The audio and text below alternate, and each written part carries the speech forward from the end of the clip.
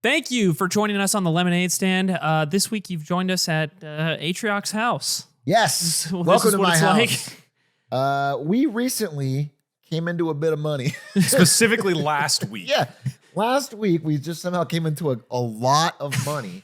And we were trying to think of what we could do with all this extra money to help out the stand. What kind of thing would kind of have a premium price? Something that we'd get for dirt cheap, right? Mm-hmm. Anything come to mind in this economy? Revitalize Atrioc's hairline. Right. Well, that's quite affordable with this amount of money. Just I've talked to people in Turkey, and it's a bigger job. It's too big of a job. It's too big of a job for Turkey. To all the experts, and they said I have to get more money. They've never seen a line like yours. I'm still working on it. The surface area. It's like it's just putting hair on the moon. It's not possible. It's an impossible task. Well, we could find maybe some old products that didn't pan out. We need something to invest in, Aiden. We need to invest in something. Okay, that's how you make your money grow. I don't want 9 gold bars. I want 90. Okay. And so everything now, as we've already mentioned, is guaranteed a bubble and you can't invest in it, okay? It's already too expensive. Right. So we need to look to the past and find some hidden gems that were perhaps underrated in their time that we can invest in to make a mint now. That's right. We found the biggest product flops of all time. And I think the three of us should take this massive stack of hair money that we've come into and decide what exactly we're putting this into. And maybe, just maybe, some of these, unironically, we could buy. I've been looking at some of the pricing. Unironically, we could buy some of these. I think my plastic gold bars might be enough for some of these. For some of these products. Okay. Well, what kind of products are there? I wish somebody could present them to me in a suave way that makes me feel like they're cool and they're classy and they get what I would want, but they're future seeing. Hi, Perry from production here. I used a different mic setup to capture the presentations for this episode. Unfortunately, the audio was pretty scuffed and we had to do a lot of wizardry to try and save it. Shout out to Aiden and Jake for making it sound as good as it does, but I wanted to give you a heads up and apologize. Thank you for your understanding. Gentlemen and gentlemen, tonight. Oh my God, Elizabeth Holmes. Quiet, please. Quiet from the audience. The year is 1957. It's the age of the American automobile. The auto industry is taking over. It's creating jobs. It's creating opportunity. There's a growing middle class in America, and the one thing they use as a status signifier is a bigger and better car. Automobile. Thank you. And as we go through this hustle and bustle lifestyle, people are noticing that their old Ford cars aren't keeping up with the newer, bigger, and better competitors. And there's a key reason. There's a key thing that people look around and say is wrong. See if you can notice it. This car, what's wrong with it? Don't answer. This car, what's wrong with it? Don't answer. This car, what's wrong with it? Do not answer, because we all know the answer in our hearts and in our minds. The grill is too horizontal. We need a vertical grill. Ooh. That is what the American public wanted. A brand new vertical grill. And so today at Ford, we've invented the Edsel. Now, when you're thinking about the name Edsel, you're probably wondering, what a beautiful, what an incredible product name. A name that will charm and inspire millions. Where did it come from? Well, we hired one of the most expensive ad agencies in the world and paid them millions of dollars to come up with 6,000 different product names. Then we went around to all of our employees and surveyed them to rank which product name they liked the most. Ranked 6,000 names? 6,000 names. We made our employees 9/11s rank. of names? Such a crazy way to phrase it. Throwing me off a bit there. Then, because the results were inconclusive from our internal Ford study, we paid millions more to do public research. We had people stand in front of movie theaters. Remember those? This is why I buy Ford. This is what it's about. This is the effort it takes. And we interviewed people coming out of movie theaters and had them rank hundreds of names each to come up with a new product research name. And after all that work and all that time, it was still inconclusive. So we paid millions more to hire Marianne Moore, a famous poet, to come up with a new name for our new key product. What is it? What is it? And then, after she gave us suggestions, we thought about all this stuff and we said, fuck it, we'll name it after the owner's kid. Wow. This is Edsel Ford. This is the son of Henry Ford, founder of Ford, and it's named after him. Is Well, Edsel? I thought it was I assumed it would be an old woman with no teeth. That is what the name Edsel makes you think of. Is that it a and clawing typo? auto manufacturing. There was some sort of issue with the Gutenberg printing press where they wrote his name out. Is it a human name? It was. It was, okay. It was at the time. Henry Ford named it after, I think, an old war buddy of his that he really liked. And he And I'm named it. assuming the product went on to become so successful that nobody names their kid that. It would be like naming your kid the Yeah. iPhone. We'll see. A lot of questions from the audience today. I know that. I love that. And I love the passion you guys have for our products here at Ford. Pull up the continuing on. So the Ford Edsel is a revolutionary product. Not only does it have the trademark vertical front grille that everyone thinks is very aesthetically pleasing, our design extends to the back. Look at these beautiful rocket fin tail lights. They serve zero aerodynamic purpose. It is purely for style's sake. That is what you want in a new I'm car. already moving some of the gold towards But- Gerald Ford. Let's not stop there because we don't want to revolutionize just design. We want to revolutionize interface. What is the worst part about driving a car in 1957? This stick shift. It's on the floor. It's a pain in the ass. I have to move my right hand. Hate that. What if it was right in the center of the steering wheel? And automatic, right? No. Oh, okay. What if while doing 60 miles an hour on the highway and you want to honk at somebody, you accidentally hit reverse and shift into reverse? Wouldn't that be a thrill? Wouldn't that be an exciting way to experience the road? Those buttons are really close. It looks like one of those spin to dial That's the phones. horn, and that's reverse. And they are quite close enough to be dangerous, close enough to keep you on your toes, close enough to keep it exciting. We spent $250 million designing and marketing this product in 1957. In today's money, that is $3.1 billion on the Ford Edsel. And it's all worth it.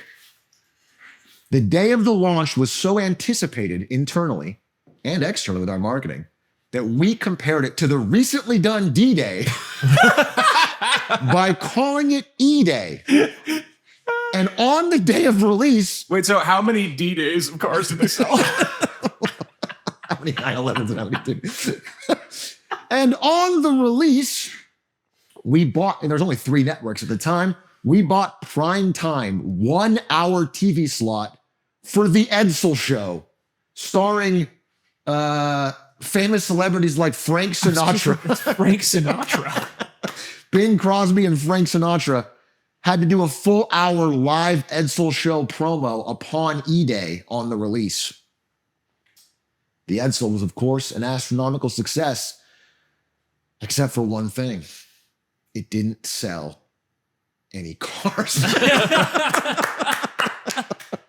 It turns out that releasing a car that costs the equivalent of around $50K current dollars and is bulky and big during a time that turned out to be the 1958 recession, where car sales dropped more than they've ever dropped in American history, something like an 80% decline. People actually traded down to smaller cars. And the Edsel was not the perfect car for the time, but I think it is the perfect car for today. And even if the Edsel doesn't live on, the legacy of a CEO shoehorning in a badly designed car against the will of everyone else lives on today. Ladies and gentlemen, I ask you to invest in the Ford Edsel. Oh my God. Mr. Henry Ford Jobs, Musk, what is the point of the grill in a car? And why is it so much better to have it be vertical? The point of the grill previously is to use airflow to cool the radiator. And Which is important. Which is important to the car. However, really the grill's about aesthetics. Okay. I do want to say, I'm not a car guy especially, but I did see for this product that because it was so different from other Ford manufactured products, that the people in the assembly line fucked it up all the time. And so there was like 20% error rates on every piece of the thing. Like the trunk leaked, the grill would often cause overheating, it was poorly attached. So people buying this very, very expensive car often got terrible quality. But at least the honking and the reverse buttons both worked correctly, right? They worked great. The reverse button. But many dangerous things from that. I'll slip you this gold bar, and perhaps you can make it an EV. And then we don't have to worry about the... Yeah. I'll take the gold, and we'll figure out what we can do at the Ford. 1 gold bar for the Edsel. I like that. Yeah, it's pretty wild. It's considered one of the... I first heard about this product because Bill Gates recommended a book called Business Adventures, and it's just stories about 5 major flops. And this is like one of the greatest flops in American history. $3 billion, especially at that time, is like absurd. No, $3 billion in today's money, which is still insane for one product. For marketing, right? No, that was the product. That was like all in. Okay. All the it's development still, yeah. It's insane. To spend it all on the ads, and it literally sold so poorly. It was out of commission in like 2 years, and they like the equivalent of whatever a Super Bowl ad would be. I don't know if the Super Bowl was around, but they did a blanket full court press. They had like every dealer paid to push the Edsel. They did every primetime slot. Like everybody in the country knew about it, and they all said no. Imagining if Taylor Swift and LeBron James did an hour-long ad for a car on TV. I can't like. And there's only baffling. 3 networks. It's the only thing you can watch. Right. It got millions of views. It's people knew about this car, and they all collectively said no. It reminds me a little bit of the Starbucks olive oil coffee that they tried to release, because my friend worked there at the time at Starbucks corporate, and she talked about how the whole thing was really forced internally because the CEO's friend's son had like an olive oil brand that he wanted to get a big contract with, and everybody internally seemed to recognize that this wasn't a good idea, but it all moved forward anyway. And the shoehorning like the name aspect, I felt like that part. It's like, let's spend all this money on like research to find out what direction we should go in, and then it's like, what if it was just my son's name? Literally like years of time and years of discussion, and they ignored all of that to him just say, name after my son. But if you had to pick the main factor, because you said like economic circumstances of the time, maybe a bad name, but also the car, not being actually built very well. What is the main reason that sets this back? The reason it failed instantly is because it's an expensive car during a recession. It was like, there's no way anyone could afford it or buy it. Yeah. But I would say it is considered to be a colossal failure on every aspect, because consumers also rated every part of the product bad. They didn't like how it looked. They didn't like how it drove. It had many error rates. The name was considered terrible. So it wasn't winning on any fronts. No, really. it had nothing going for it. And so it was a massive, massive flop. It is supposed to be a cautionary tale, is the idea of the dangers of, what do you call it when you like focus grouping or whatever you have a lot of people in a meeting and they all don't want to say anything controversial. So they all you hold 50 meetings to. If they had just read When Everyone Knows What Everyone Knows by Stephen Baker, then they would have been able to get some common establish knowledge. the common knowledge of how this product was going to tank. There's a quote by Darren Aronofsky, who's a movie director, and it's, if you ask a big group of people to pick their collective favorite ice cream flavor, they're going to land on vanilla. Right. Which is like, that's the danger of focus groups, because if the goal is just trying to make everybody happy, you just have a bland product that nobody likes. Right. I think that's what happened here. I have an exciting product that I think I could pitch you guys on. Something that everyone liked. I'm interested. Let me take you all back to the future. To the year 2012. Imagine 2012. You wake up. You see this video.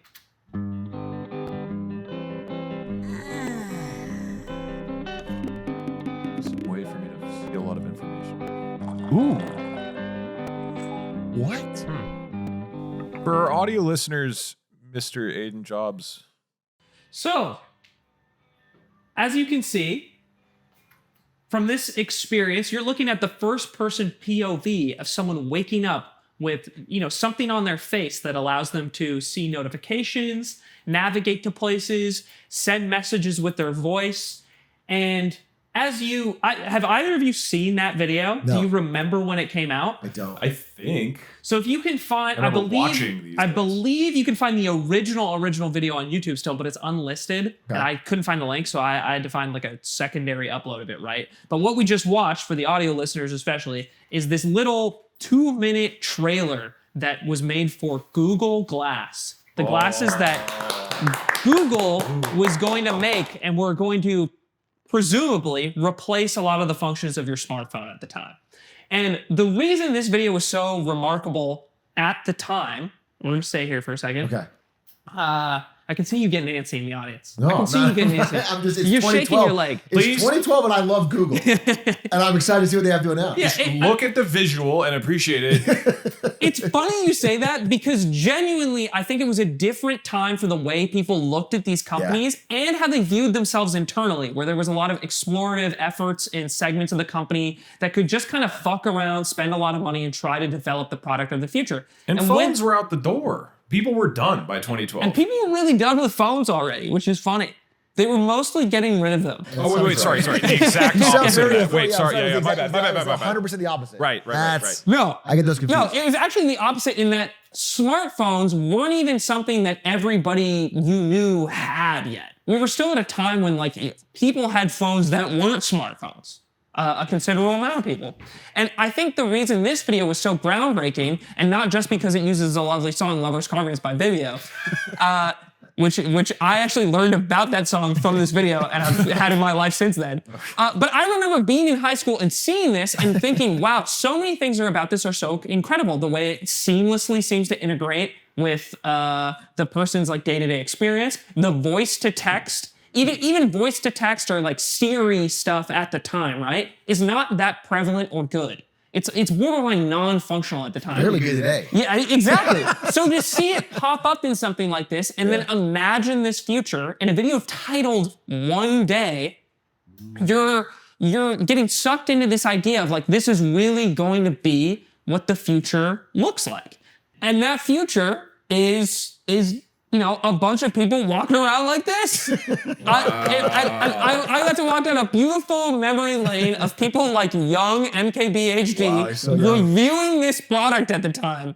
And this is the way it looked. Not like the, embedded look of the products that are being developed that are similar now, right? This very obvious change to the glasses in the right-hand corner that kind of makes you look like Cyclops from X-Men. Yeah. And they had, I think it was Sergey Brin was all behind this product at the time. He started wearing it everywhere. This is going to be the project of the future. I am going to wear this to tech conferences and show it off. And the everyday guy in Silicon Valley is going to wear this. Kids could wear this to accentuate their learning in school. You will not get bullied. You will not get bullied. And you won't cheat. Doctors will wear this during surgery to better teach medical students and also to give a window into patient surgeries after the fact or to their family members. To watch some Subway Surfers so they don't get bored on Or to have a little bit of Subway Surfers in there. I believe it was Temple Run at the time. Temple Run. That's 2012. We're in 2012. Don't forget it. And this device would be controlled through a combination of head nods, voice commands, and taps on the side. That is so you would say hey Google, and flick your head up, or touch it on the side to scroll through menus. And obviously, this took over the world. It was a massive success. And we know so much changed in 2012. The world ended. We all got in that boat. It saved us from the giant crashing tsunami waves. There's a documentary about that you can watch. And an estimated tens of thousands of them sold. Wow. Tens of thousands? Over many, many years that they tried to continue pushing this product. Wow. And so for all the time and marketing they put in, they initially released this thing called the Explorer Edition in 2012, which is the product that MKBHD gets. Basically, people who signed up to test the product for $1,500 at the time, and you would maybe be selected, and then you would get it, and then you would ideally be someone who's giving Google like active feedback about the product. It stayed in this zone from 2012 until 2015, where they briefly sold it for like a few months, and then took it down off the public market because it wasn't doing well. It was too good. They canned the project, but announced the 2017 Enterprise Edition that will be used by engineers at places like Boeing. Corporate clients. But after they announced the Enterprise Edition 2 in 2019, they killed the supporting app that you use on your smartphone with it in 2020, and then fully close out the project internally by 2023. I will say the one interesting thing about this, for how much it bombed in the public market, they did seem to have enough of a weird corporate niche demand that they managed to keep this project somewhat relevant all the way until mildly recently, which I didn't know when I started looking into this. The fact that someone was still working on this at Google at 2023 is a massive shock to me. I would have said that's 10 years later than the last person stopped working on it. But I remember this so specifically because I sat in the computer lab because I had no friends in high school, and I saw this video come out at the time and thought it was going to be so revolutionary. Stole your music taste from it. Yeah. And it inspired my music taste. Go check out Vimeo.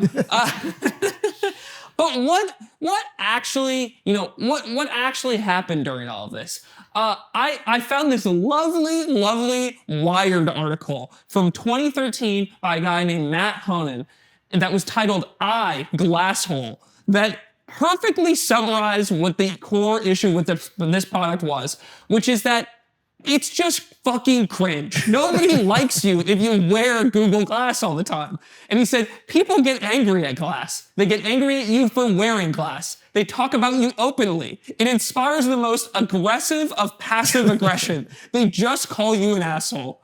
And then wearing Glass separates you. It says, not only did I have $1,500 to plunk down to be a part of the Explorer program, Glass is a class divide on your face.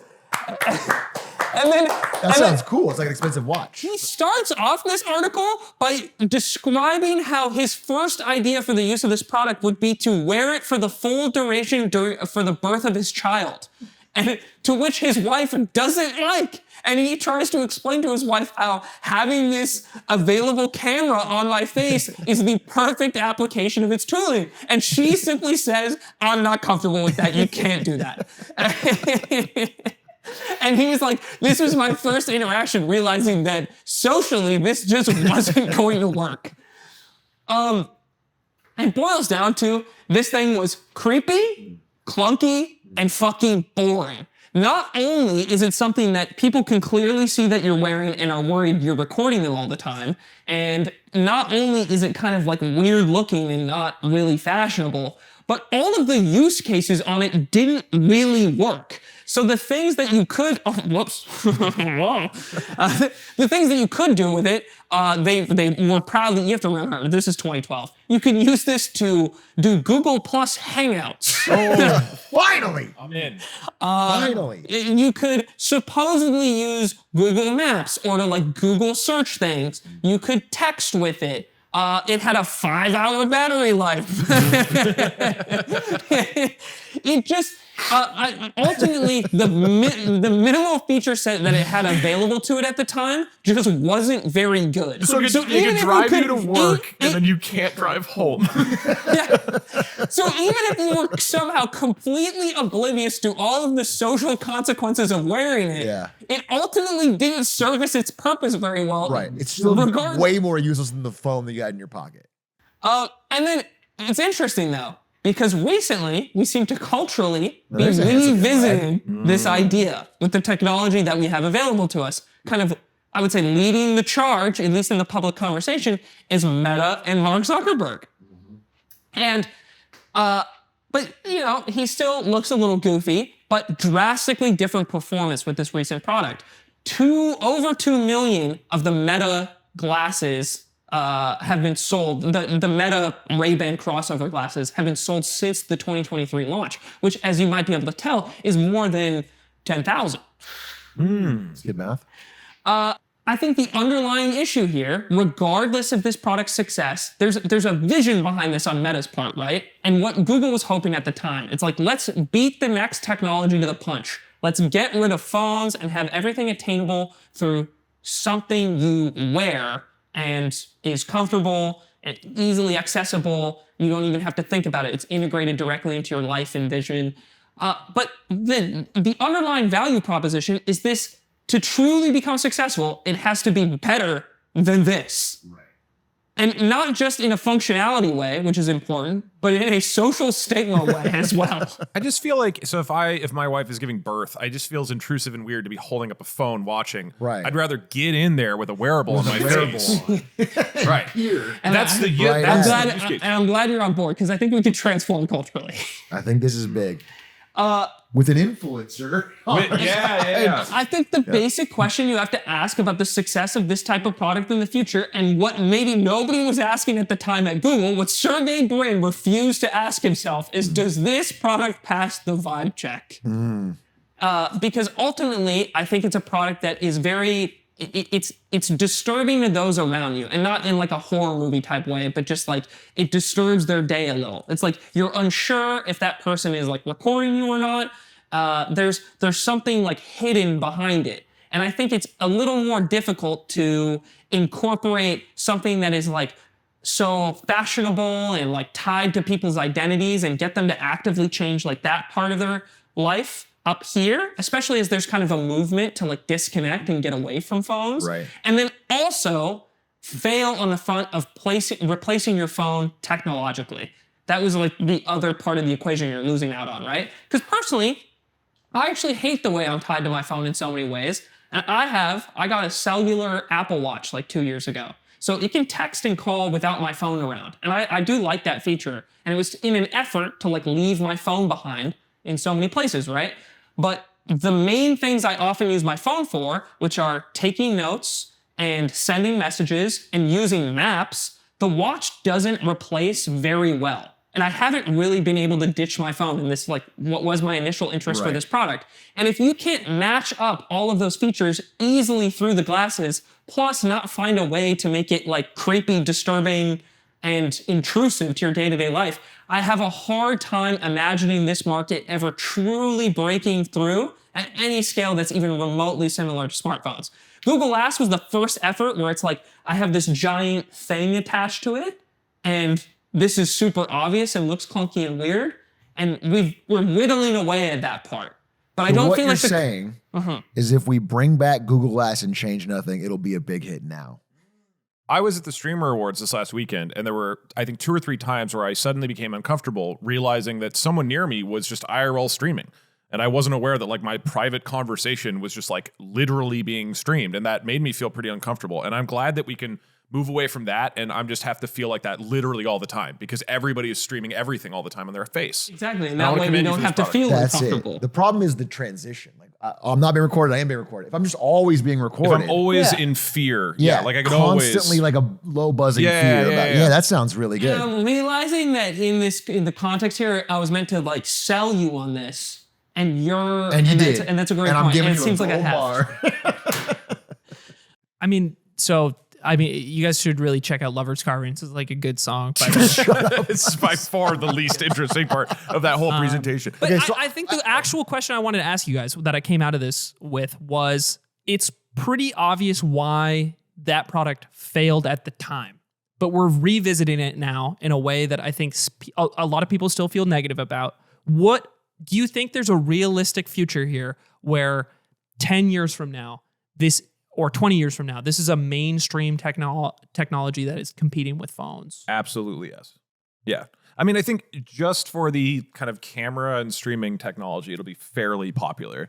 And like, I don't know if you guys saw MKHB, whatever it is, 10 months or 10 years later, 2 months ago, he reviewed Meta's smart glasses that are currently being prototyped, and they are like way crazier and have insane features, which Perry, you can pull this up, and have like a HUD over your, you have like a HUD like while you're watching, and like, so on the tech. Can you pause there? Do you see that light blinking?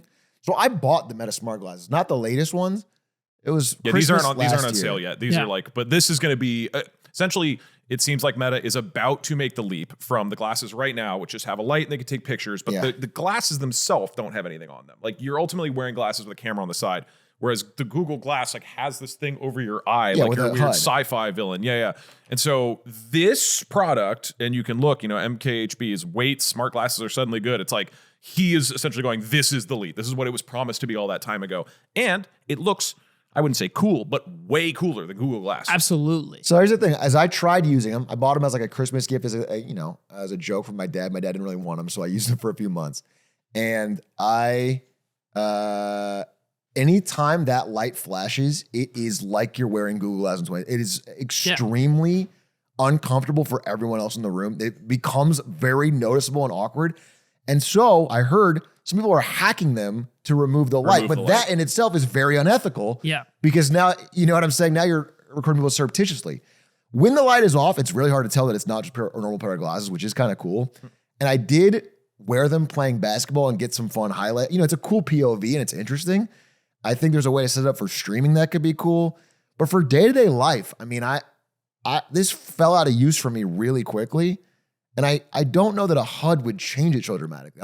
I do think there's some potential here. Clearly they're selling a lot better than Glass ever did. They have to, what I thought about was they have to get over the social hump to win, because the technological aspect is going to catch up. Eventually voice commands, and they kind of already are, good enough to do most of what you need to do with a phone on something like this, right? They're very close to that already.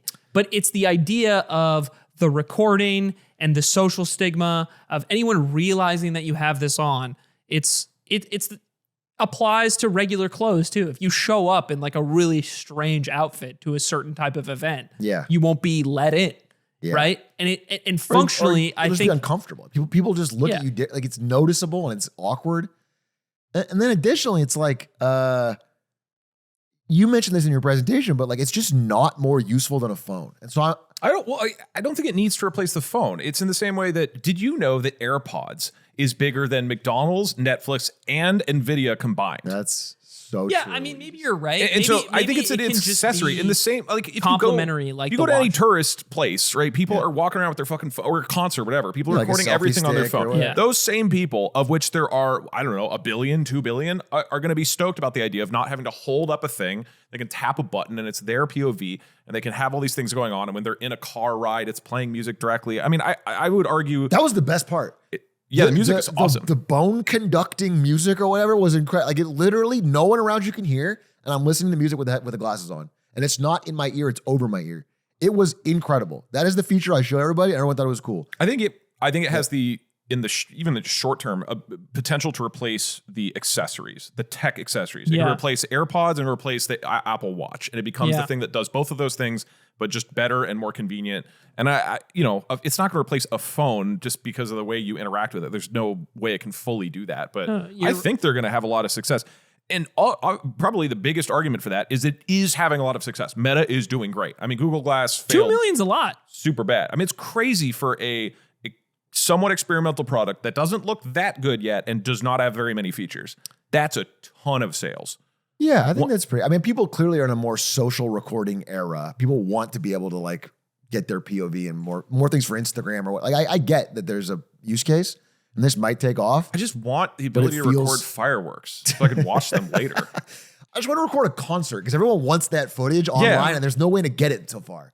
Nobody's been able to get a good crowd POV shot of a concert. Yeah, and I think it would be good because I'll watch it a lot after. Like I'll probably watch it a bunch, even though I've recorded it, and then most. The demand online must be crazy. Have you guys ever actually gone and watched a video where you're like, I should probably record this just so I have it in the future? Like of a concert or a video or a speech at a wedding or like literally never, ever, ever. Never, not once. Never.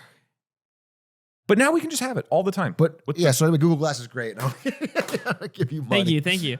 No, so I'm bringing back Google Glass. Yeah. All right. Well, I think that's about all the gold to spend. There's probably no other. It's probably those are the two products that have failed. I've got something. Ladies and gentlemen, we are going to change the future of entertainment. In the past, people watch shows like this on a big, ugly screen. Today is the future.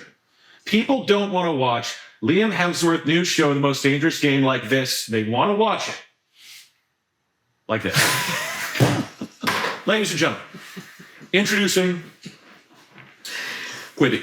Oh, he's got Quibi is a revolutionary new mobile-only entertainment application. Now, this was founded in 2018. As you can see here, they did analysis on the amount of interest there is in mobile-only content. It's very high. Now, this gets the attention of Jeffrey Katzenberg and Meg Whitman. You know them, Jeffrey Katzenberg. He is an executive at Disney. He did the Disney Renaissance of Animation. He founded DreamWorks with Steven Spielberg. Meg Whitman founded eBay. Let's ignore their many failures after those roles. and Yahoo. But these guys come together and they say, we're going to make a mobile-only media company. And because they have such incredible reputation in the Hollywood industry and the tech industry, 2019, they start fundraising. They raised $1 billion. Okay, I'm so locked in right now, Doug Jobs. Yes. But I was wondering if you could put the presentation on the TV. So I'm sorry, it's a Why would stupid you do idea. that? It's a sorry, Why would you- stupid The idea. revolutionary features You that didn't really Quibi Liam has Hemsworth? is that you Audio can- listeners, Doug is presenting his entire thing on a small mobile device from a distance. And I'm locked in, Aiden. Okay? Our This is the proprietary future. technology. What's going to make this so different? Not only do we go to all of the Hollywood executives and we get huge AAA celebrities like Kevin Hart and Liam Hemsworth and Jennifer Lopez and literally everybody is crazy. We spend $1 billion on shows, right? We come up with technology where you're watching something and then you can do this. You can turn it vertical and watch the same show vertical. Quibi is going to revolutionize things, not only because of that, but because it's quick bites. Quibi. Every show has 10-minute episodes, and they commission 175 new shows for their launch year. This is going to be crazy. Everybody's on board. This sounds huge. They sell out all the advertising for the first year in 2019. And in 2020, something huge happens in the world of media and our lungs. It's COVID. And so COVID starts on February 2020. Let's say that's when lockdowns happen. And Quibi is actually going to launch in April of 2020. And I don't know if you can, let me turn it vertical. I do see a big. Okay. That looks good when you turn it like that. Can you turn it And vertical? as you can see, Quibi does extraordinarily bad. This product absolutely flops. Probably a lot of you guys remember how many YouTubers and shows and stuff were promoting Quibi, but this is literally like 2 months into the pandemic.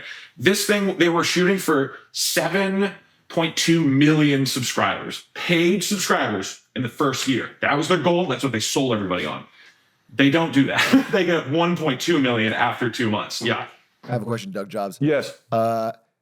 So the pandemic was notoriously a golden age of streaming, and almost No. Hold on. Let me cut you off there. So Jeffrey Katzenberg, who Is, is by the way, a Hollywood executive, says repeatedly everything that we ran into was a result of COVID. It was unfortunate timing. He states this in multiple interviews. It is because of COVID that people do not want to watch content on their phone.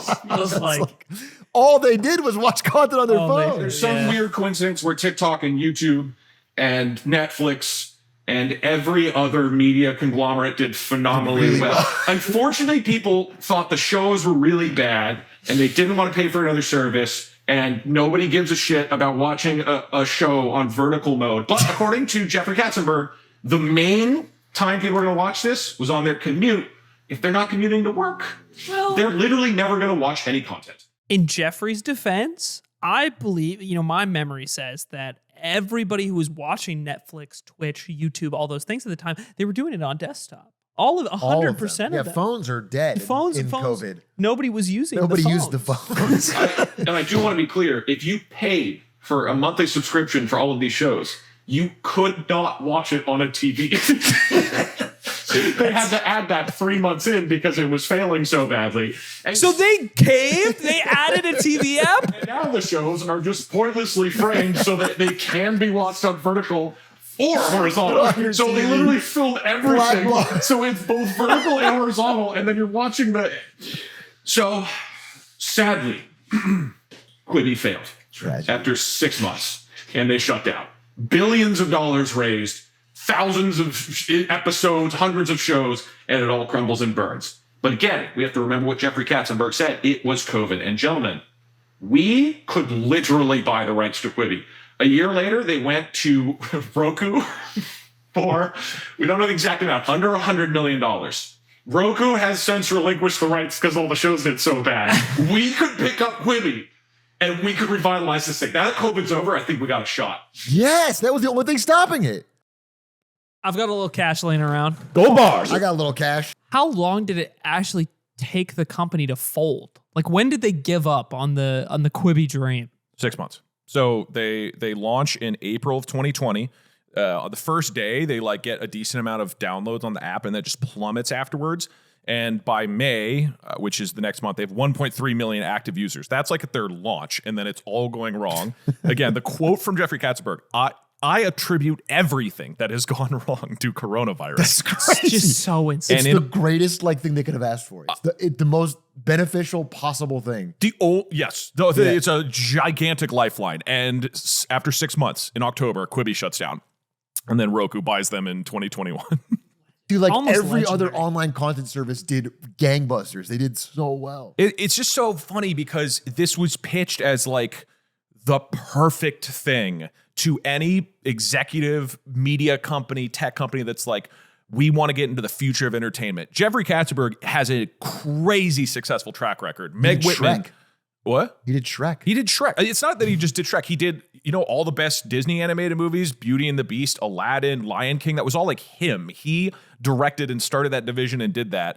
There's an excellent book about this called Disney War that I recommend a lot. But he then started DreamWorks, makes DreamWorks. It gets Academy Awards. And then the dude is wildly successful and just completely missed on this thing. And then Meg Whitman, one of the most successful CEOs ever, eBay, she took from 30 employees to 15,000 IPOs. They bought PayPal under her watch.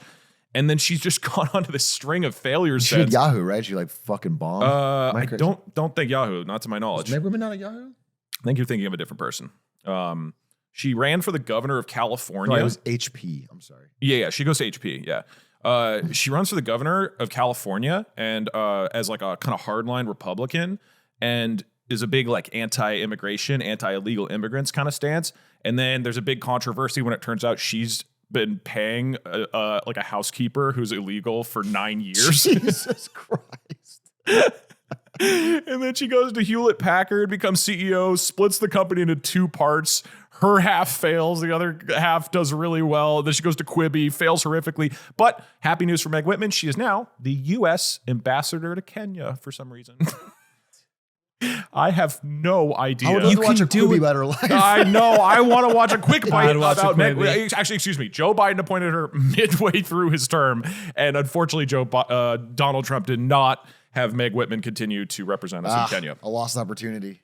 I have a confession, because I do remember the ads behind this at the time Yeah. and Chance making the fun Rapper. of it. It's like unbelievable star power. It was like massive celebrities and doing like their own shows, like original stuff. It's crazy. Like Kevin Hart was like Die Hart, right? I think was one of them, or maybe that was a Die show. Hart, maybe, But he yeah. had an original. Like everybody had original Quibi shows.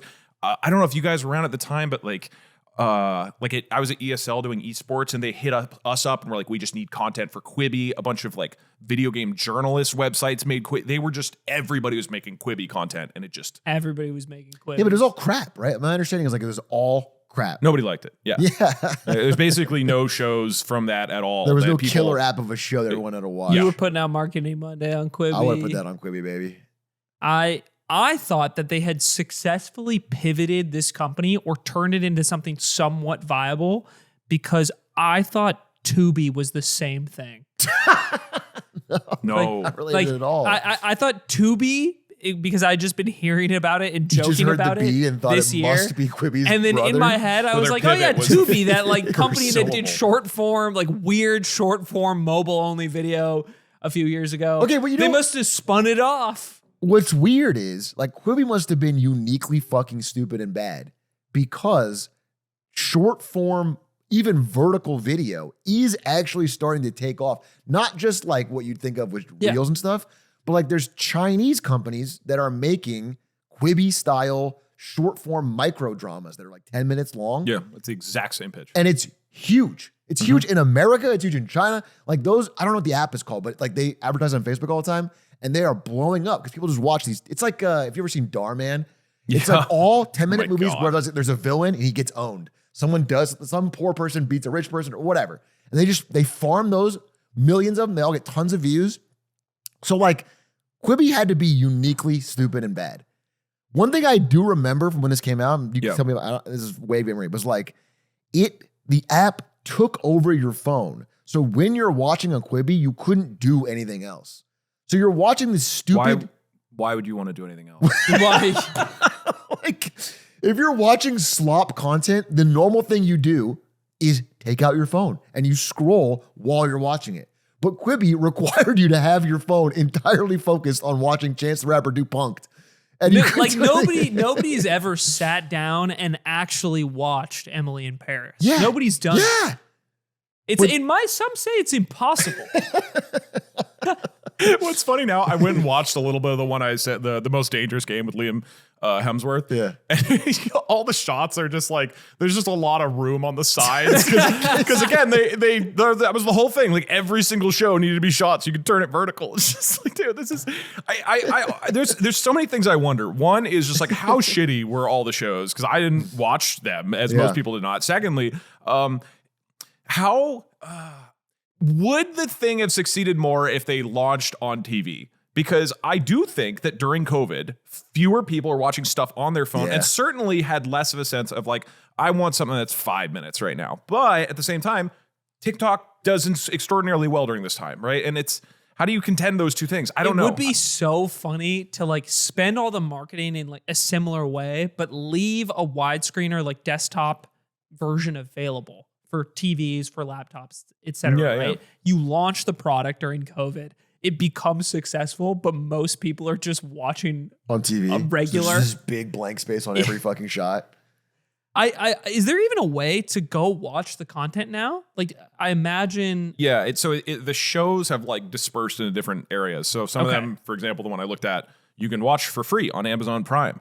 The Most Dangerous Game featuring Liam Hemsworth and Christoph Waltz. Can I still watch it the old-fashioned way? The way I looked. It's only Mama one. wanted me to watch it. I know. I have to watch this ridiculous widescreen set on this tiny vertical phone. This is unbelievable. I even tried to turn my laptop like this, and it wouldn't work.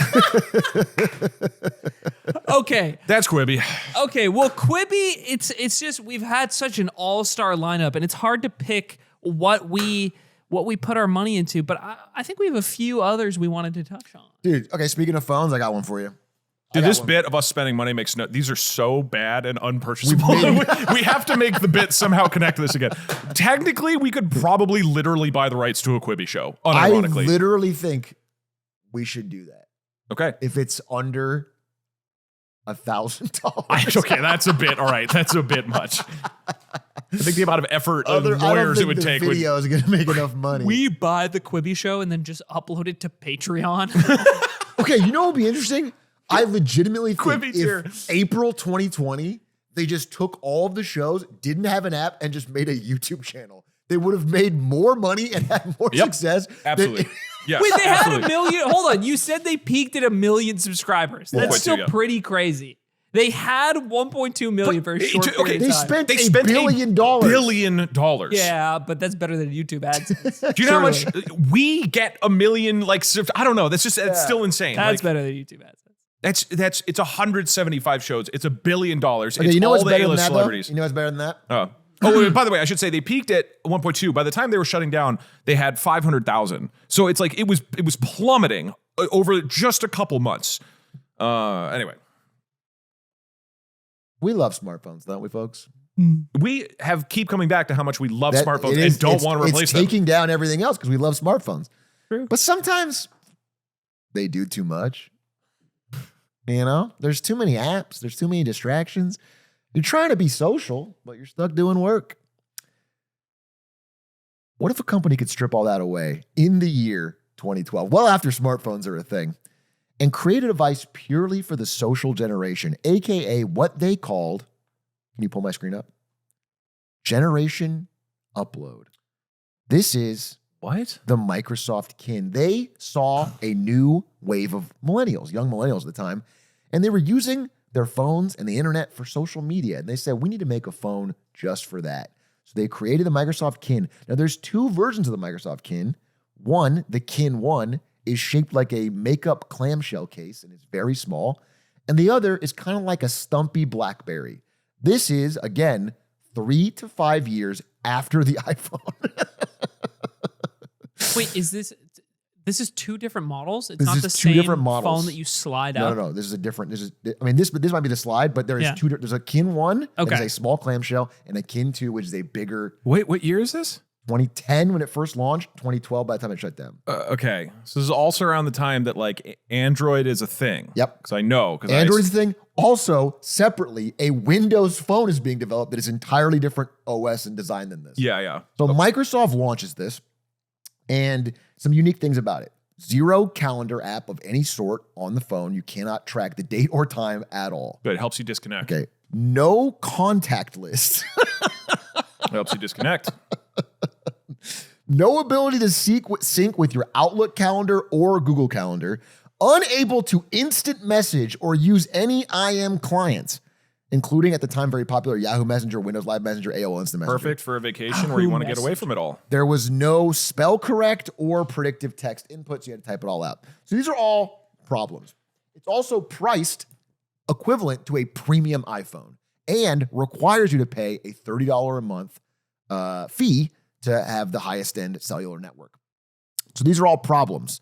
But what was extra great about it was that they to get to all the social apps that it was all about, you had to use an app on, or not an app. I'm sorry, there is no apps on this phone. This phone decided that apps were not a thing. There's no app store. You can't download or add anything. There's only software that Microsoft has already created. That's the only thing you can use. And one of the things is called Microsoft Spot. And Spot contains sub software that they've created to pull from the API of Facebook and all the major social networks. If any of those social networks update their software at all, those services would be out of use until Microsoft fixed their API update. So very frequently in 2010, you would not be able to access any of the social apps, constantly, in fact. Which is the main thing. Which is the about it. main thing. And additionally, Microsoft Spot, to save them costs, would only update with the internet every 15 minutes. So you might post, you couldn't actually post a tweet. That wasn't one of their features. Twitter wasn't on there. You might post a Facebook status update and you could not see the reactions to it for 15 minutes. It would not update on your phone. But you're still paying the full iPhone price. It is like one of the worst design products I've ever seen. Microsoft Kin, a true disaster. It lasted 48 days on the market. Wow. And they spent quite a bit of money on this, and then it was pulled off. It's why it's such a big failure. It's like we've heard of Google Glass because it's a failure, but it's like in a big way.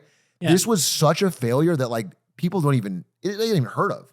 Before you brought it up for this, yeah, I had never heard of it. Like you've heard of the Zune. The Zune was like the same time. It's a similar design philosophy at Microsoft. Was this in the Zune? But people kind of knew about the Zune because the Zune sold more than people think. Yes. Yeah. My brother had a Zune. He loved his Zune. Like it did what it needed to do. This was a disaster. And I think I didn't fully understand this, but apparently there's a lot of infighting at Microsoft between the Windows Phone team and this that like sabotaged it. So it was dead from arrival. So yeah, I don't think we should invest in this one. I don't know. Let's get back to it. Let's not. I don't. You haven't seen the Quibi shows. Like, you guys know that my gut is filled with like gears and critters, right? Mm-hmm. It's just filled with gears and wheels. And I recently started mixing in these little AG1 packs into my water because they have like vitamins and probiotics. And, but I just liked it for the taste, if I'm being honest with you. But then I've been gear free. It got rid of all the gears and critters inside of me, which I think. But to be honest, it's mostly about the taste. Like I take the gears back any day to just keep trying out. Yeah, you get immune health support, but this is really good, and that's not even a bit. I don't know. I don't have a funny way of presenting. It's just very, very I'm tasty. not joking. I have been drinking it for like 2 weeks. You are joking because you don't have actual gears. And I actually have gears inside me. I don't know. Like I've looked in there. Okay, I've taken a peek. Look, all I'm saying is AG1 now has their best offer ever. If you head to drinkag1.com/lemonade, then you'll get the welcome kit, a morning person hat, a bottle of vitamin D3 plus K2, an AG1 flavor sampler, and a new sleep supplement AGZ for free. That's drinkag1.com/lemonade. For $126 in free gifts for new Lemonade Stand subscribers. Cheers. I have a question for you too. Either of you like juice? Oh, I like me some juice. The problem with juice is it takes so much work Right. to Yeah. get the juice kind of prepared and squeezed into a mug. Well, Doug, what if you Yeah. had the Tesla of juicers? Ooh. That okay. sounds pretty nice, doesn't it? So what is Kind it? of like the Tesla we saw at the end of the. I'm not clear. Like a Beautiful drive? Cybertruck. Am Well, I driving the juice? Self-driving? Self-juicing? Silicon Valley has saved you, Doug, because they came out and made the juicer for everyone, Juicero, a $700 juicing machine that could squeeze proprietary bags of of fruits or vegetables that you put in the machine and had to buy for a subscription and make 1 cup of juice each. Nice. I fucking love Juicero. And- it's such a funny. I have it up here if you want to pull up. And then there's a So this product it's kind of insane at the surface level, right? Juicer that can only squeeze these bags of juice that you also have to buy from the same company. Each bag is $5 to $8 each, and you have to pay a monthly subscription to receive them. And then you pick your flavors. What year They is arrive this? in the mail. This is back when This is- $5 to $7 is completely insane for a drink. Yeah. This is in 2017. Okay. And this lasted, Juicero managed to make it a year and a half before folding. This company raised a lot of money in Silicon Valley, $120 million for this juicer company. And while they initially priced at $700, they quickly caved, I think within a few months, dropping the price to just $400. Right. Well, that's a steal at that price. And this thing had features like you could connect it to Wi-Fi and operate it Finally. remotely. Thank God. But you still had to be there physically to put the juice packet in. And then they had a bunch of celebrities backing the product. You know, Kobe Bryant, Oprah, Ivanka Trump, and Kobe pushed the Juicero. Kobe Bryant pushed Kobe, God bless him, Kobe. pushed it. I'll buy one. And the real blow to the juicer's reputation was it was supposed to like perfectly squeeze the proprietary bag to give you the maximum amount of fresh juice possible or whatever. Yeah. And then Bloomberg publishes an article and a video of someone buying the bags at Bloomberg and just squeezing them by hand. And in the same amount of time that it takes the machine to squeeze the bag and make the juice for you, you could squeeze the bag into a cup with your own hands and produce the exact same amount of juice. And so you could cut the $400 to $700 juicer out of the picture entirely. And then after all of this shit hits the fan, the company bombs. Obviously, nobody fucking wants this. At 3:34, this is an interview that the Doug Evans, who was the founder and CEO of the company who had raised the money, this was his response in this video. I remember seeing this years ago, and Juice in I the loved this moment. video. Either in the home or in offices or in stadiums and theaters. I mean, we had the best investors in the world. We had Google Ventures, we had Kleiner Perkins, we had Campbell Soup. Why do you think people are wrong when they say Juicero is the embodiment of Silicon Valley excess? Because they really don't understand what the mission was and the facts and how any new technology starts off expensive, and then as you innovate and you iterate Wait. over time. So they just got stuck on a narrative. What do you think the media got wrong about Juicero? Everything. They just had no clue. Tell me more. I mean, it's not even worth. I'm done. I'm not going to talk. What about did they it. misunderstand about Everything. Well, Like what? William, I'm done. Next. it? You're not going to talk about the No, media? no. We're done with Juicero. No Juicero. No more Juicero. I'm going to count to 3, and I'm going to walk away. So this video, Vice News put this out a few years ago, and I remember watching it at the time because I already knew about Juicero. I thought it was really funny, and then was watching this. The CEO who ran an organic health food store in New York for a while, and then managed to raise $120 million for this company that totally bombs, and then in this video, it's like getting into raw water, where he takes unfiltered water from nature and then packages it to like for and sells it at a premium. And then it wasn't selling it yet. I don't know if he ever got into that, but he's just like taking in the video. It's like him and his friend from Burning Man. They find a pipe on the side of the street. Dude, you can't and do they're that. filling jugs of water from the pipe, and they and they're like, yeah, this is what we drink. It's natural water. From a pipe. It's From a natural pipe. How's it a natural thing? It's from a pipe, but I think the pipe might be, in forests where they have like pipes that go through the ground and help like drain water out of like. How can you not I don't know. By hand, My friend from Burning Man and I are going to get raw water, and he's like, "There's no Silicon Valley excess here." What are you talking about? Doug Evans, and so he clearly this was a few years ago, but still was a little bitter on how he says, "quote Juicero was killed in the first inning and there were 8 more innings to go." I think that Bloomberg video you're talking about is one of the greatest pieces of tech journalism. Yeah, I think it here actually it is. You just put it in the vaporized. background. It's just a 1-minute video that says, here's the Juicero. When it launched, it cost $700. You put a pack of juice into it, and then you press a button and it squeezes juice. But here's us just squeezing it with our hands, and it's the exact same thing. so And good. there's just like, it's the most like irrefutable. Yeah. There's no defense against this. Yeah. Oh, it can squeeze it with up to 4 tons of force. Yeah, I was just impressed that they managed to make it the year and a half. It's not even squeezing very hard. Oh my god, it's so funny. It's It's such a funny faster. It's such It's a funny literally video. faster than the juicer. Yeah. Oh my god. I think the juice probably It's tasted good. So funny. Oh, I do wow. like the idea of becoming such a big fan of the taste that you just buy the packs. Yeah. Dude, I mean, maybe they could have been a business. Juice pack delivery service is not the most insane thing. Like things like that do exist. Yeah. But going up there in a fucking Steve Jobs style turtleneck and pitching the great technology of your Juicero $700 machine is fucking crazy when all it does is squeeze it. $700 is so tight, dude. It just squeezes it. That's like 2 PlayStations at the time.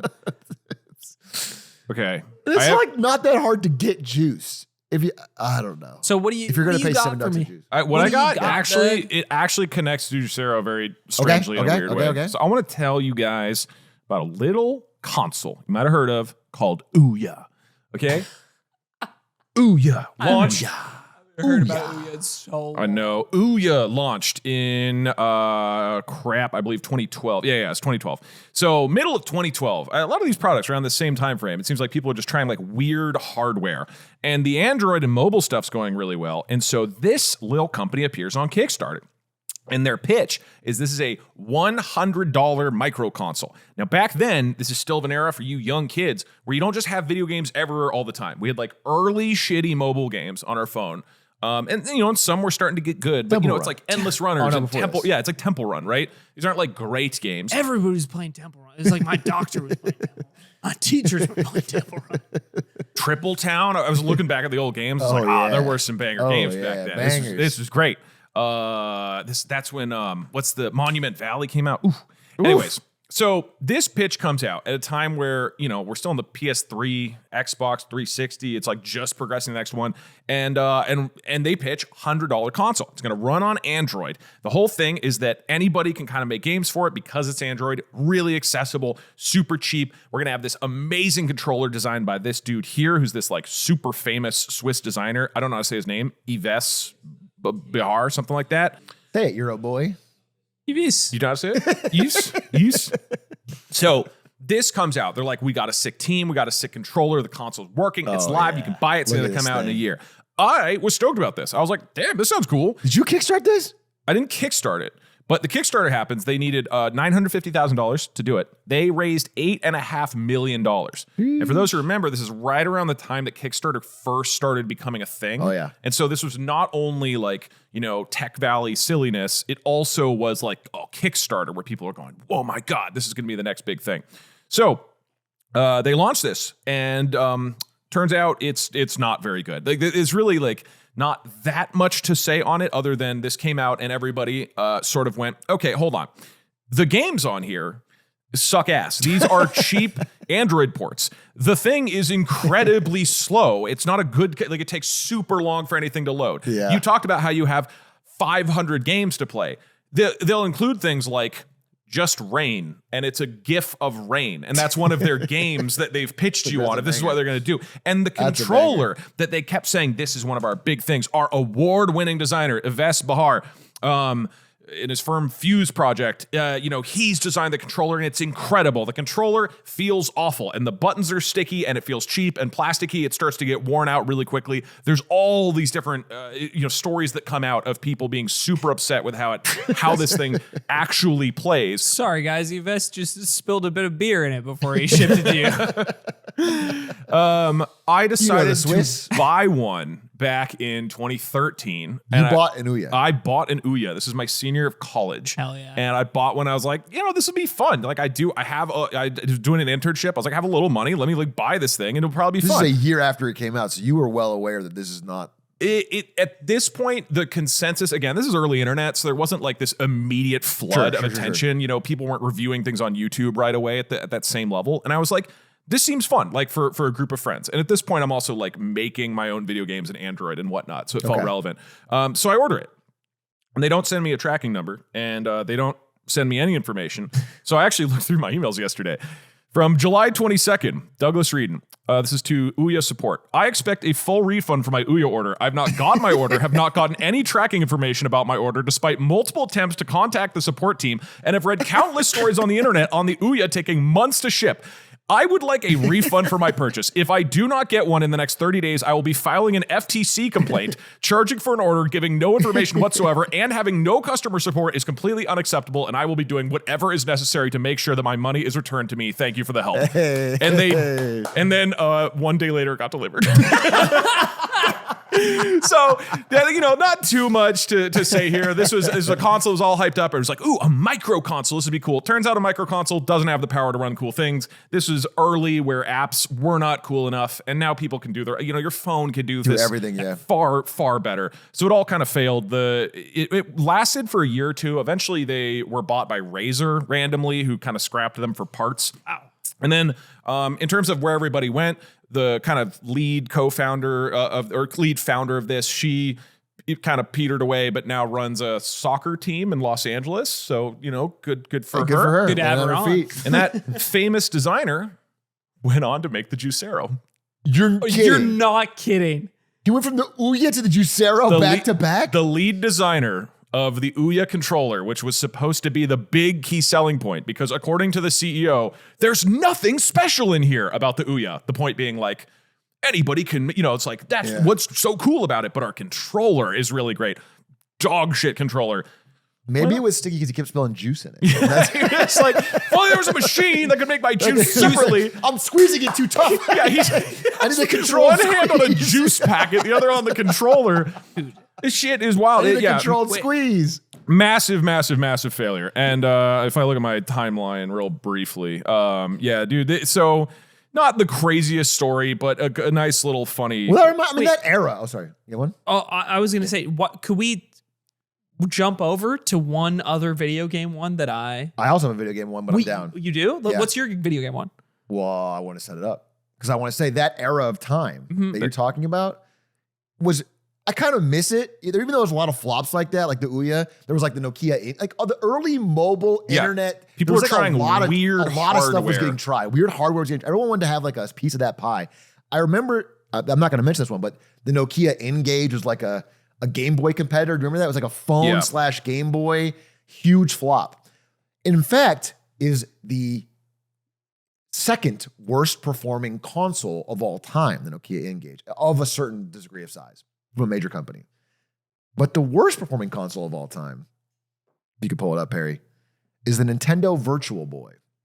Now, I've heard about this, and I've never learned the details, and I'm curious. I want to give you some of the details, Doug, because nowadays when people see them wearing the new Apple Vision Pro. Or Google Glass. Or Google Glass in some way. It's a step, it's a continuum.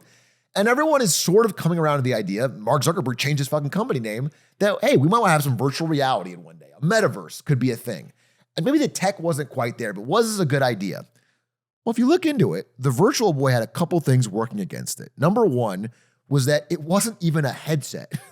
You had to put it on a tripod on your desk with no strap and then push your face into this neoprene outer area, and it blocked off all vision. And that was how you experienced virtual reality. Secondly, to save money on the LEDs in it in 1995, they only used red ones. Nice. Yeah. So you are pressing your face. This is Mario Tennis. I was going to say, that looks like into tennis. A red, all red world. You're Reviews describing like a Black Mirror episode, not a fun product. So reviews described it as playing tennis in hell. Because it's just this all black and red dystopian.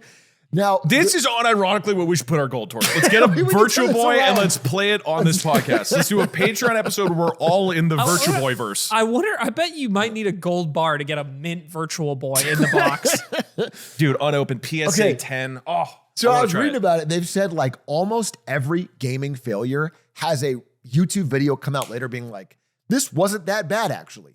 Why this flop game or this flop console wasn't that bad actually. Virtual Boy is like the only one that doesn't because it truly was that bad. Man. Everything you use VR for nowadays, people, I still get motion sickness. I did Hitman VR. It's like I get motion sickness. The motion sickness you get for something at this level of tech is absurd. The articles describe it as like 80% nausea rate. People could not get through a game of this without feeling sick or Hold on. It's a villain chair. What about that 20%? they loved it. Okay. There we go. The One games in weren't even five that good. guys loving Virtual Boy Mario Tennis. So I forget this guy's name. Shigeru Miyamoto. No, he's actually his boss. He's his mentor. I'm not going to give his name. This guy is a Nintendo legend, one of the earliest engineers at Nintendo, created the Game Boy, created the Game & Watch, inspired Miyamoto. He spearheaded the Virtual Boy product. They forced him to release it early because they needed something between the SNES and the N64. So he does. It's such a colossal flop that he has to commit corporate seppuku basically Wow. and leaves Nintendo. Oh. And he's gone from the company. Like Even after all of the wins. all of the wins, he did this and he's gone from Nintendo. You can't have one Virtual Boy and then get back up on your feet. That's what Looks you'd like- think. Yeah. I don't know if Japan was too harsh on him or what, but he should be up there with Miyamoto. Like he is an inspiring legend of Nintendo and he's gone. So that's the Virtual Boy. Total flop. I don't know if you have any questions or other gaming example. I think I learned about the Virtual Boy growing up because of Nintendo Power Magazine, and it was a punchline. the glove. They had the time. glove. They Yeah. had the, The NES Power Glove. Nintendo has a bunch of crazy shit from back then that is really fun to just go and look up. They've always been fucking crazy with hard. I guess that's kind of they throw out the weird shit so they get the Switch and the Wii, right? Yeah. I mean, that's the other Yeah. end of it, right? Is like them taking a big risk and trying something. I think I could have looked you in the eye in, the 1980s, 90s and Yeah. told you that, This is hey, not gonna man, work. this isn't going to work. Well, here's Like, the question. I could have gotten that across. Do you think it could replace phones?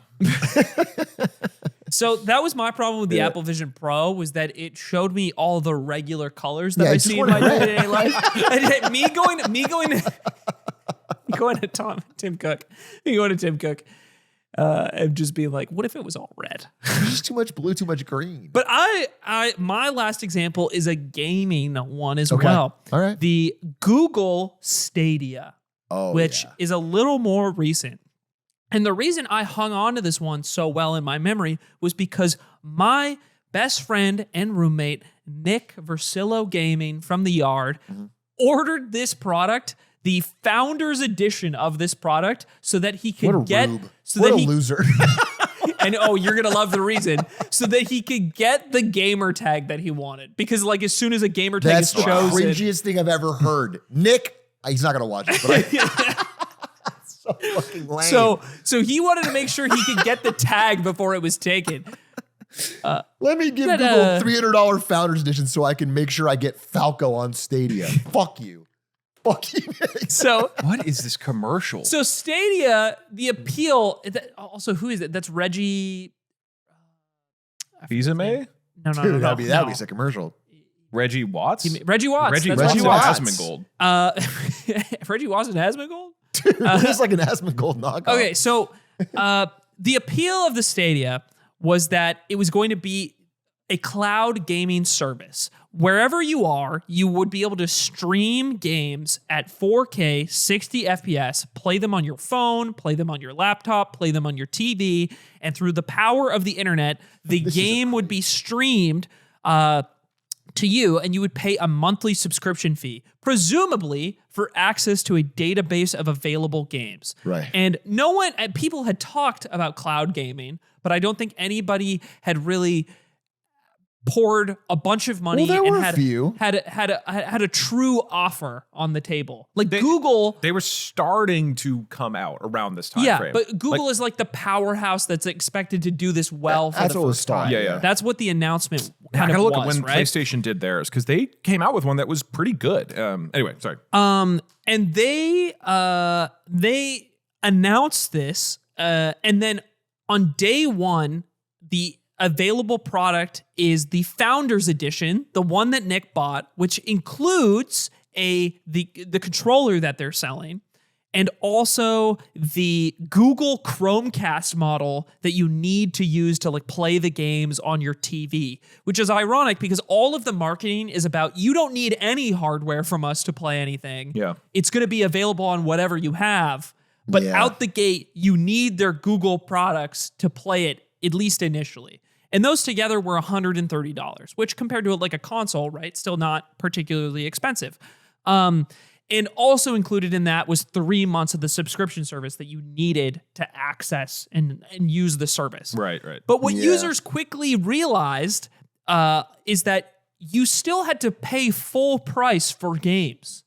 Only a small pool of like 22 games were available through the subscription service, and most of the core like AAA titles that you would want to play via the Stadia were not available that way, and you just had to buy them outright still. So already a bit of a disagreement in like, I expected this to be different, right? Because that does match up with what Xbox or PlayStation do, kind of, right? Yeah. You have to pay a week, but monthly you- subscription. you know, on would Xbox, you might have genuinely a say, store. I would genuinely say, not that bad still. Okay. But upon we arrive at the launch day, Yep. it's similar to your customer experience with Ouya, a bunch of people don't actually get the products in the mail that they need to play.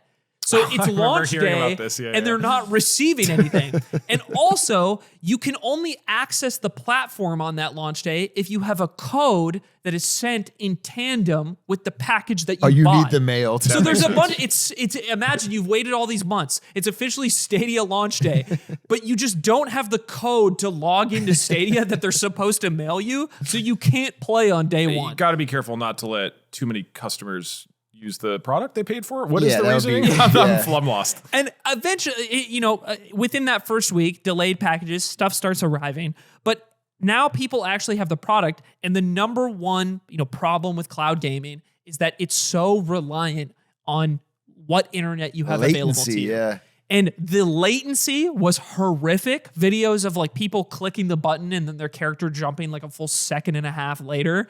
And then the frame rate being awful. But keep in mind, the frame rate being awful is a reflection of the stream of the game. So the game keeps moving on the server or like hardware at Google that is being used, right? So it's just your inputs are still being like put into the game without you being able to see it. Yeah. Creates this really choppy, horrific experience. And then upon further inspection, because their big brag was that you're going to be able to play at 4K 60 FPS if you pay for the right tier of subscription, a bunch of the games weren't actually being run at that resolution. So certain games like might be run at 1080 on the Google game servers that are meant to be in streaming to you, but they're only streaming a 4K feed of a 1080p Like game. the game is playing in 1080 and they're just giving you a 4K feed of that. It's So- just so sending fucking slimy. Way unnecessary amounts of data for no reason. Yeah, just to sell the idea of 4K gaming when it wasn't actually the case. So the game library is limited. The rollout is horrific. Most people's experiences playing are just really, really bad. And then this launched in 2019, like I said, and it manages to run for a few years. And then in September 2022, Google announces that they were shutting down the program, with it completely going offline in January of 2023. And then also everybody that bought the controller anybody who bought it got refunded for the equipment that they bought. And then also they pushed a software update that allowed the controller to be compatible with like all devices. That's nice. Because another huge complaint was that the controller only worked properly via Bluetooth with like Google devices, and you otherwise had to plug it in via USB-C. So at the end, they're like, we all know you still have this. Here's a software update so it like works with other stuff. And then the project was dead. And this has been sitting. It's so funny because I lived with Nick for a long time, right? Even after we moved out of the house with Ludwig, we kept living together. And I would walk into his room or his office, and there's just a shelf where the Stadia sits and never got used. And Nick got his username until it got shut down in 2023. Nobody took that from him. Wow, good buy So there. to be clear, Google did take that. It's not in the servers anymore. I remember this very vividly because I was working at NVIDIA at the time, and NVIDIA has a competitor called GeForce Now. And I did some marketing for that on that team for a bit. And the big three was Stadia, which we thought was going to be the dominant one, Amazon Luna, and then NVIDIA GeForce Now. And Amazon had one called Luna. And I tested, I don't remember if I played Luna or Stadia, but I tried this game, Deus Ex Human Revolution, and I tested it on Luna or Stadia. And I remember just trying to move around, and it was just like, it was like so obviously, like, how did anyone let this through at all? Yeah. I don't understand. Nobody could play a game comfortably. And that's you in what, San Francisco, right? In San Jose. So, okay, so it's not like you have I had dog great shit. You're not out in the rural No, area. we had great internet. I was at the corporate office. Like, it was just bad. It's like the frame rate mixed with the lag made it unplayable for like anyone wanting to enjoy the game. So, disaster. Although I do think if we had to buy one that would like the idea makes sense, this will be big.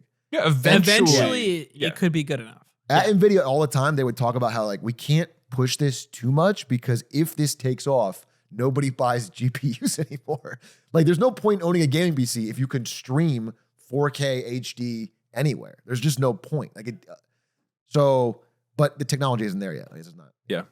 And it needs a bunch of internet upgrades as well. Yeah. Talking about so especially much in the stuff. US. I can't get fiber in LA, let alone, some saying so. But even with that, there's just a degree of like there's a degree of latency that's inherent if you're playing with somebody across the world. Yeah, and for certain multiplayer doesn't games work. and also just sure because I looked this up. PlayStation had one they launched in 2014, a streaming gaming service. I remember playing it because I played some of their PS3 games on a PS4 because that was the only way to play them, and it worked decently well. It was like not enjoyable latency. It was still better than a 2025 Nintendo game, but it was an actual cloud service. I Yes. thought that was just a subscription service to pay to play like a pool of games.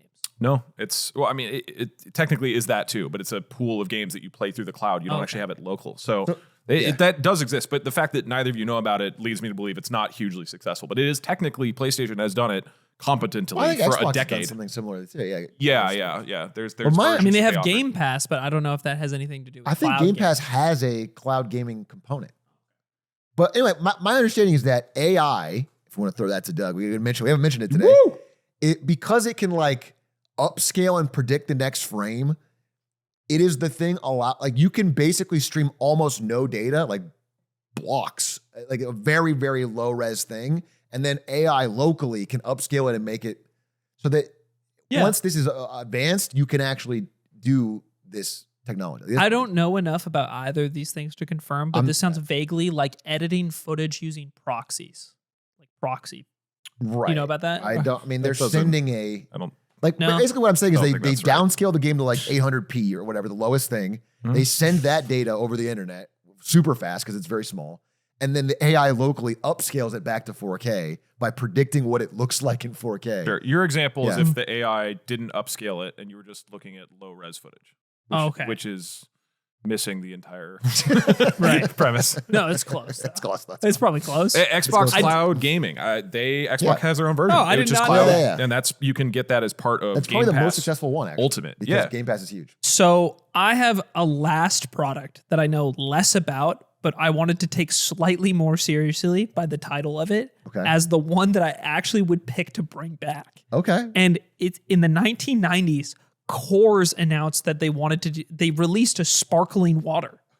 And Coors the Coors beer the company. beer Coors the company. beer company. And it was themed after, the mountains in the background of Coors They're beers. cold. And it's like cold Coors. We're Coors is talking cold. natural Sparkling water. Natural raw water Raw from the water, street. raw water. And The Juicero guys on this one too. and the very basic Designed water.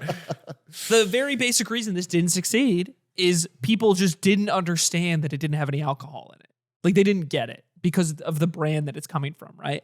But I think two cultural things have changed in that I think they have two directions they could re-announce or push this product through now, which is that non-alcoholic like drinks from beer brands are popular now. Like you can drink alcohol-free beer from like Heineken or something like that, right? Yeah. So I feel like that is maybe an approachable angle to bring it back, but just sparkling water in general is way more popular than it used to be.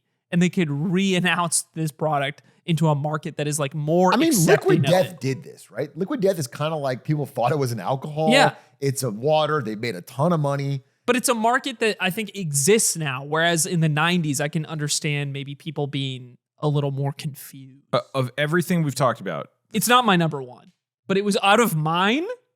of everything you would want to get into water. That you would just want to get lose to into Liquid Death. selling water. What? That you would just lose to Liquid Death. You don't think you can just make a competitor? Probably. You think the unique advantage you would have is having Coors do it? You're saying we'd bring back the Coors water? No. I'm saying that of the things that I put time picked into, water. this feels the most viable to me, genuinely. It's just water. That's what I'm saying. But people sell. think about that. Think about how people sell just water all the time. It's incredibly profitable. You're right. It's just also just water. But you're just turning into the Juicero guy. Just you water. You just pivoted to raw water. No, I not wouldn't raw. charge $700. But we're sending the I bags. would charge $700. I'll Is it put hand chemicals squeezed in it. water? Is it raw hand squeezed water? It's hand squeezed, but it's not raw. Fresh, never frozen, raw water. Because I don't think it's like I'm not going to relaunch Stadia. That doesn't fucking work right now. What if it's Juicero, but we emphasize the hand squeeze? Hand squeezed. Hand, Can you? You squeeze it by hand. You pay someone to come and squeeze it. Yeah. There's money there. Do you have any more? Okay, super quick bites. Okay, I have a Quibi. very quick bite one too, but we can. Okay. All right, real quick check-in. How are NFTs doing? NFTs. Great. Bored Ape Yacht Club. These are one of the most popular NFTs of all time. They hit a market cap of, about $4 billion. Jesus Christ. And that was in 2022. And unfortunately, they have dropped down to about 174 million in value. That's still too high. It's about, I believe, 4% of what they were originally worth. It is a picture of a fucking ugly looking monkey. How dare you? JPEG. This is the future And of anyone can steal profile it, pictures. And there's no Crypto punks, those have gone down about 76%. What shocked me about both of these though is like nobody really talks about NFTs anymore. Yeah. Crypto punks still selling every day, multiple times a day for $100,000. There's like wash trading. People like set it up so it automatically goes back and forth to keep. Probably, yeah. These Bored Apes are Do you going remember for 18,000. When Twitter had like a lot of people with these profile pictures who were like seriously talking about how this is going to change the world and how it's. Yeah. They all just quietly I had changed their profile picture back. I had like several friends who either did crypto launches Yeah. or were like, hey, everybody check out whatever Zany Tigers. And it's like, it was really kind of shocking to be like, really? You're Really? Really? You believe in Zany Tigers it's going to bring us together. It's part of the community building of the internet. I know this guy, and when the Yard went to Italy a few years ago, there was these two other people that are friends with Cutie that came with us, and we're chatting on the trip. It's our first time getting to know them. Do you know about an NFT series called Just Rocks? Rocks. And it was one of the ones that like blew up or something, right? And he explained how him and his brother had pooled together their savings to buy one of the rocks for $20K, and then it ballooned to like 2 million in a couple months, and they sold it. Oh my God. And he was traveling. He had been traveling Europe for like 6 months with his rock money. Wow. and they were just hanging out with us in Italy on that trip. Dude, that's the best use of crypto I've ever heard. Wonder what I would love to know what's happened to the guy who paid $2 million for a rock. Yeah, the NFTs have not done well. I looked at some of the other successful ones that at least had a moment where people were going, this might be one of the big ones. Like, let's get into it. Yeah. Meebits was launched by the same as crypto. That's down 93%. Yeah, or like a really big, like it was like an apartment one with like Solana and like a bunch of people. He bought a digital apartment. A bunch of people bought that one. No, not a bunch of people. It was an Only NFT. a few Like a fools. He bought an NFT picture of a digital apartment. No, it was like it was like my Nope. brother. It much did you wasn't. pay? It was you. Me? Yeah, how much you pay for I it? believe I paid $950. 900. No, don't do that. Don't give him that. No, I put 500 into Doge. But to me, it was That's a bet on stupidity that might pay off. Like That's, that. No, but no, that's no. what I. It Hold was on. investment. But That's what I was doing. I was you hold on. talked This about is, it like no, I didn't. I've never talked about this. This is what you imagined how I talked about it. he had the At Steve no Jobs stage. turtleneck on. Yeah, and he No, would go and he would go around this and is say, what I'm really too tilted busy. about the apartment It's thing. going to change revolution. Is Long not weekend one taking time care of the have I apartment. ever said anything even remotely close to that. I from the day I bought it, I was like, I'm going to the casino and I'm trying to win. remember it differently, but I wasn't like, I'm going to live in my apartment one day. you said this is my family's future. This is where we're going to grow. My children will grow here. I don't understand why kids are talking about expensive housing. We've given them the You metaverse. can get it for 950. I That's can go move into unbelievable. mine anytime I want. You know what's Okay, so wait, very last one. Yeah, we don't very need to last do more. one. We got NFTs, time. they're Okay. doing bad. They're doing real bad. Very last one. Okay, early days of the internet. 1999 internet is popping off the way AI is now. It's getting fucking big. Okay? Jeff Bezos famously says, all right, I see the internet growing 10,000% a year. I need to figure out how to take advantage of that. He does a really smart analysis and he goes, okay, what is a one product that is like cheap to produce and high margin enough that I could catalog it online and make an online store for this one thing to get my name out there and starts up. And he discovers books. What is a better product? Like What for is the a first product time. that is, I'm sorry, whatever. Yeah. What? You figured out what books were. No, but because books they're relatively lightweight, so you can ship them really easily, and they're high margin. They cost a lot more than that. So it's a good business for what he's doing. What about a business where the product you're selling is really, really fucking heavy and really, really low margin, aka dog food? What if you made a dog food shipping service called pets.com? In the early days of the internet, when shipping logistics are not very well advanced and the cost of running a website is very high, what if you lost significant amount of money on every single sale? It's acquisition strategy. Had Yeah. negative gross margins. Yeah. Wait, Once sorry? you get like a high user base of dogs, then you can up the prices. we'll figure Theoretically, you could do that. That's not insane. The problem was if you are burning that much money on every sale and you are spending even more money on a series of absolutely expensive Super Bowl ads featuring your sock puppet pet that you're burning through money hand over fist, very quickly you run out of cash, which is exactly what pets.com did. They're considered the most egregious example of the .com bubble. They were valued very highly despite not only making no money, but as they grew, making less money because every additional sale was so expensive for them to service. So they failed spectacularly, and they're like a kind of an example of the .com bubble. They're the NFTs of their day. unironically, I would buy pets.com. I bet Well, we can do something nowadays you with can it. kind of do it, right? Right. It's a good, No, we it's a should good look at username. the pricing of pets.com. I think we blow the money on pets.com. I think this is the note we close on because I want to know what you guys genuinely think is the worst failure. Obviously was the worst product from the get-go. And what do you think is genuinely the glowing opportunity in the bubble? And ones we missed. Let us know. Well, are you asking me or the audience? No, I'm asking the audience if they have ones we missed and they want to let us know. I was asking you guys. Oh, you guys, what we should pick? Oh, I thought you were doing an outro. I Well, just wanted to know. I want to get your now quick you thoughts. lobbed up That's something. so that I awesome to ask definitely your friend something. And he's like, yeah, let us know. That's what I do. My wife's talking to me. And chat, what do you think?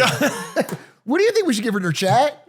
What's she talking about? Dude, honestly, I'll say a quick Juicero. It's the most egregiously stupid thing I've seen. It's Juicero's really funny and dumb. I love all of the others are like a product that makes a modicum of sense. Like if the tech, but there's just nothing about it makes no sense. Juicero is so funny because if you get rid of the juicer, it's kind of a business. Yes.